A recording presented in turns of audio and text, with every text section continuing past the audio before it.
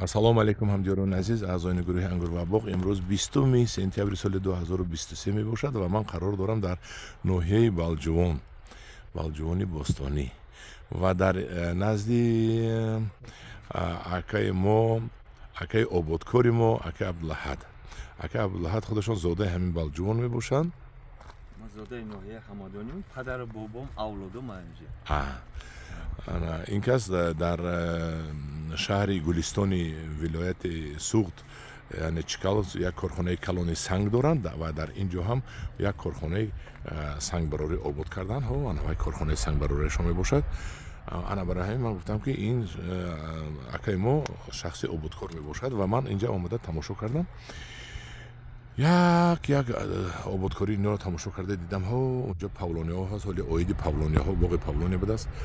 Дарахти павлони алоҳида ман навор мегирам ва инҷо омада ҳавзи моҳиро тамошо кардам, дидам ва ҳозе аз акаи Абдулаҳад мепурсим, ин ҳавзи моҳиро чӣ хел ташкил кардан, барои чӣ дар инҷо ташкил кардан, оби зери замин аст, оби куҷо аст, ҳамашро нақл мекунад, чӣ моҳиё аст, чанд сол аст. Акаи Абдулаҳад, салому алайкум бо як бори дигар, хуш омадед ба гурӯҳи Ангури ва боғ. Хуш омаден. Акаи Искандар иҷада азу боло ана ин дарёи оби мазор меган, аз қаторкӯи ховалинги ҷамъият анами об аст. Ҳамунҷа нисбати ҳаминҷа 7 метр 8 метр баланд аст. Вақте ки мо ҳаминҷа корхона ташкил кардем, оби зеризамини ҳаминҷа баланд аст. Мо зарур шумордем шахсан, ҳамин хулосада омадем ки ҳаминҷада шуби ки оби зеризамини не равада, оби зеризамини бехи дарахта зарар дорад ку обои баланди зеризамин. ҳаминҷада ҳавз кардем, ин то ин қариб 1 гектар замин аст. ва ҳаминҷада бели амуру, сазану, баъдан европейский карп, хеле моҳиёро парк кардем. бовар кунед, ҳозир мо барои ҳамин даргириши бед, бинед тут беҳтарин шуда. ва аз ҳамада хӯроки беҳтарин барои моҳира ин павлония, барги павлония, як сафеда бой аст. вақте ки ҳаминҷада ҳавзда мо умуман ҳамин моҳиро ягон чӣ намекунем. ҳаминҷа нушқа коридем, ҳамин баргои павлони ки зиёти мечинем, оварда ҳаминҷа партем, даже ҳамин моҳиро кӯшиш мекунем ба чангак гирем, гирифта намешавад. барое ки аллакай ваё ҳамун бело ки дар корира барги павлония мегиранд. ва умуман ҳалли масъалаи оби зерзаминро нест кардам, ки решада зарар нарасонад. ҳамин оби зерзамин ба решаи дарахт зарари калон дорад. Акаи Искандар, ин масъаларо шумо аз ман хубтар медонед ва мутахассисон медонанд. ҳаминро дар натиҷаи ҳамин ҷустуҷӯ, кофтуко ҳамин фаҳмидем ки чӣ кор кардан дар кор. мо ина мутахассиси хоҷагӣ қишлоқем, неки ҳамин чӣ гӯм, ҳамин корро дар кор. мо дар кор ки ҳамин оби зерзаминро нест кунем. мақсади аслӣ ма ҳамин ва беҳуда тоим набошад. ҳаминҷада моҳӣ парвариш кардем, бисёр моҳӣ ба мазза ҳам ҳаст. мо ҳамин пули естествени бар ин шей гирем, хеле кӯшиш мекунем. ҳаминҷада қамиш бинед, ҳамин қамиш мебаромад, ҳамин бели амур қамишам мисли гов мехӯрад. чӣ хеле ки ҳамин гов мебинӣ, ай хӯрдани ҳамин мисли чӣ хеле ки рама мечарад, ҳамин хеле ҳайрат мемонид, як аҷоиб аст. ҳамдиёрони азиз, мақсади нишон додани ман аз ин наворҳо он аст ки якум ки ман акаи бисёр меҳнатдӯстамро муаррифӣ кунам ба шумо, акаи Абдулаҳад як маротиба дар шаҳри Гулистон, яъне нишон додем, Бустон, шаҳри Бустон нишон додагӣ будам. акун бахшиш ман ҳамашро перепутат мекунам шаҳрҳои навшудагӣ. ана ин барои чӣ ман нишон додам? дуюм мақсадам ки ман агар ки шумо обҳои зери заминитон бисёр бошад, агар тавонед аз поёнтари заминҳоятон ҳамхеле ҳавзҳои моҳӣ кунед ва оби зери замини шумо дар вай ҳавзҳо ҷамъ мешаваду замини шумо коршоям мешавад ва ҳам моҳӣ мекунеду ҳам заминҳоятонро нақстар барои киштукору барои шинондани дарахт омода мекунед. ва ҳозир мо меравем ҳамон тараф дуюм наворро аз павлониҳо мегирем.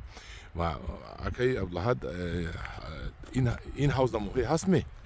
ҳавз матични, яъне ки моҳии калон. моҳии калон мумкин ки ҳозир 7 кило ҳам бошанд. ҳамин ҳавзда 7 кило ҳам моҳӣ ҳаст. то 7 кило ҳозир нишон медиҳам. дина барои сафараш омаданаш мо моҳӣ 5 кило гирифтам барои шумо.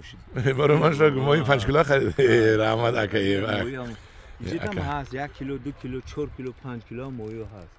همین خیلی میشود همدلله یک خوراک پهریزی یک چیزی که هم افکتیو نه یعنی که ثمراناک استفاده بردن زمین در تاجیکستان. من همینش رو گفتم که اکی عبدالحدی ما یک زمینی سنگلاخی پرتوفتگی که صف از همین خیلی خمیشدار بودم نه؟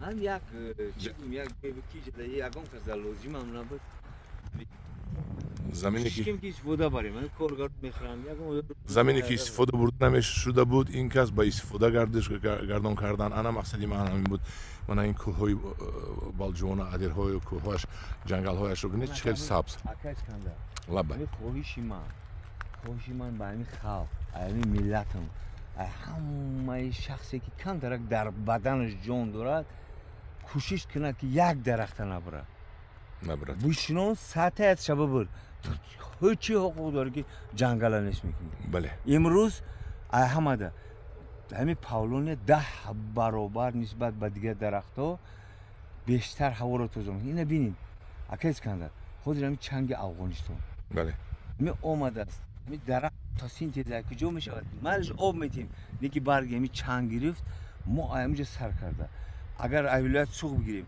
ارالسکی موری که اینقدر جنوبی ولی کوشش کشد سامی دعوت کسی که همین کل همین واسطنالی همین ارال کو دریای ارال همین ولایت سوخته خیلی ما اونجا زندگی میکنیم اصلا این همه پیلالوشه همونجا سلیوای بوریا میخیزد از جای ارال خشک شدگی ها سلیوای بوریا وقتی که سلیوای بوریا اومد که بوریا که افغان که اومد نهاد همین برگی درخت میشه درخت کارنوشایا میکنه فتوسینتز نمیشود برای همین بسیار پاولونیا یکی از درخت ساما بیشتر رستوش دیره و میره بله زنبور پریویلیکات میکنه برگش خروکای خیلی درباره پاولونی با الله هدایت میزنیم این همین جنگل ما کوشش کردم که التماس کنم که همین جده یگان نه خوگا بفرونه نه گرگا بفرون ما همین طبیعت زندگی کنه بله نرسید من نموندم امروز همین 4 سال یگان کسا کوشش میکنم این کوه در نبره نرسن این تیپا رحمت کوه در نرسن اگه اولاد برای اینقدر شما برای وطن خدمت میکنید برای خلق برای زمین تاجیکستان خدمت های میکنید شما